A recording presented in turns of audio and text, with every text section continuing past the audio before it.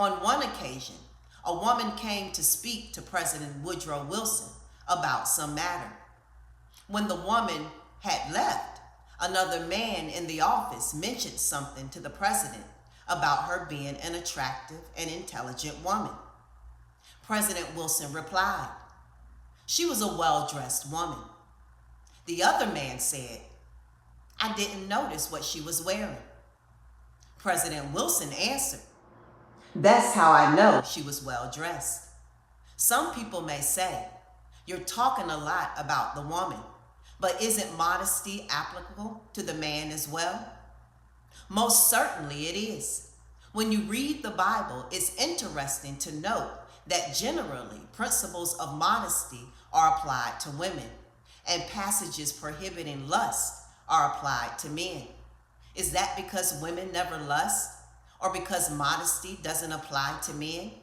No, it is because of the way human beings are designed. Lust is generally a bigger problem for the man than for the woman. But one of these principles of modesty are also for the man. If a man goes into public with his shirt unbuttoned halfway down his chest, or wearing no shirt at all, or in skin-tight jeans, he is doing something sinful and can no doubt be a stumbling block for women. This leads us to our next point.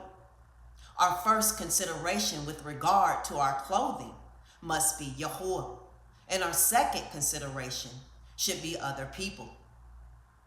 Does the way I dress affect others? A second principle to guide someone in determining how they should dress is how our dress affects other people. If a believer is living so as to please Yahuwah, he or she doesn't want to do anything that would cause someone else to sin. We don't want to be stumbling blocks in other people's paths. As it is, the way one clothes oneself or does not clothe oneself can be a stumbling block for others, which may lead them into sin. Yahusha said in Matthew 5:28, "Whoever looks at a woman to lust for her has already committed adultery with her in his heart." Did you know you can commit a sin in your mind that can cause you to lose your soul? That is exactly what Yahuwah asserted in this scripture.